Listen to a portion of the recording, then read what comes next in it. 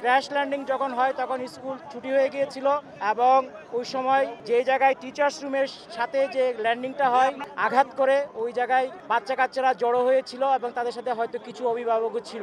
আমরা fire service and civil defence crash landing হয়েছে আনুমানিক 1টার দিকে, 1টা 8-এর মধ্যে আমরা খবর পাই এবং আমাদের 1টা 22-এর মধ্যে দ্রুত আমাদের এখানে ইউনিট পৌঁছে যায় এবং উদ্ধার কার্যক্রম শুরু করে।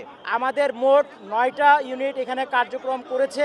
বর্তমানে আগুন সম্পূর্ণ নির্বাপন অবস্থায় আছে এবং আমরা উদ্ধার কার্যক্রম চালাচ্ছি।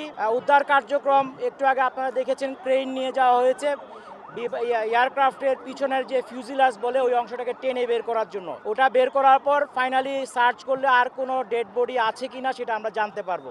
এখন পর্যন্ত আমাদের 6টা অ্যাম্বুলেন্স ছাড়াও আশেপাশে অনেক অ্যাম্বুলেন্স ব্যবহৃত হয়েছে এবং ঢাকার বিশেষ করে সিএমএইচ ঢাকা মেডিকেল কলেজের বার্ন ইউনিট এবং বাংলাদেশ মেডিকেলেও অনেককে আহত অবস্থায় নিয়ে যাওয়া হয়েছে বিভিন্নভাবে। আমাদের হিসাব অনুযায়ী এখন পর্যন্ত আমরা 19 জনের ডেড বডি উদ্ধার করেছি এবং তারা বিভিন্ন হাসপাতালে আছে। এগুলি হিসাবটা চলমান আছে যেহেতু দ্রুত উদ্ধার করে পাঠানো হয়েছে। এখানে সেনাবাহিনী এবং আমাদের ফায়ার সার্ভিস এবং অন্যান্য পুলিশ সবাই মিলে আমাদের সহযোগিতা করেছে এবং র্যাবও এখানে উপস্থিত ছিল। আমাদের উদ্ধার কাজ চলমান আছে এবং আশা করছি এটা খুব শীঘ্রই শেষ হয়ে যাবে, হলে আমরা টোটাল ক্ষয়ক্ষতির ফিগারটা আপনাদেরকে বলতে পারবো। আহত আমাদের ধারণা অনুযায়ী আমরা টোটাল হিসাবটা এখনো চলমান আছে, তবে আনুমানিক এটা 50-এর উপরে হবে। এই যে আহতদের কথাই বলছি, আহত উদ্ধার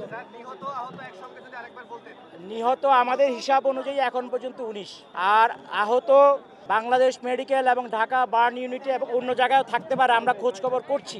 এটা 50-এর উপরে হবে মনে হয়। নিহতের সংখ্যা 19, 50-এর উপরে হবে। এটা ফাইনাল ফিগারটা আমরা যখন চূড়ান্তভাবে বিভিন্ন জায়গায় আমরা খোঁজ খবর করছি তখন আমরা এটা বলতে পারবো। আমাদের এখানে আমাদের মাননীয় উপদেষ্টা মহোদয় স্বরাষ্ট্র মন্ত্রণালয় উনি এসেছিলেন, উনি দেখে গিয়েছেন। এই ছিল আজকে এখন পর্যন্ত আপনাদেরকে দেওয়ার মতো সংবাদ। এটা একটি দুঃখজনক ঘটনা। আমরা এটার জন্য আমাদের যারা মারা গিয়েছেন এবং যারা আহত হয়েছেন সবার আরোগ্য কামনা করছি এবং ফ্যামিলির প্রতি আমাদের সমবেদনা জ্ঞাপন করছি এবং আমরা আমাদের সর্বোচ্চ চেষ্টা দিয়ে যতটুকু সম্ভব উদ্ধার কার্যক্রম চালিয়েছি। সবাই মিলে সহযোগিতা করেছে, ভলান্টিয়াররা সহযোগিতা করেছে, স্থানীয় স্কুল কলেজ প্রশাসন সহযোগিতা করছে। সবার মাধ্যমে আমরা কাজটা মোটামুটি শেষ পর্যায়ে নিয়ে এসেছি।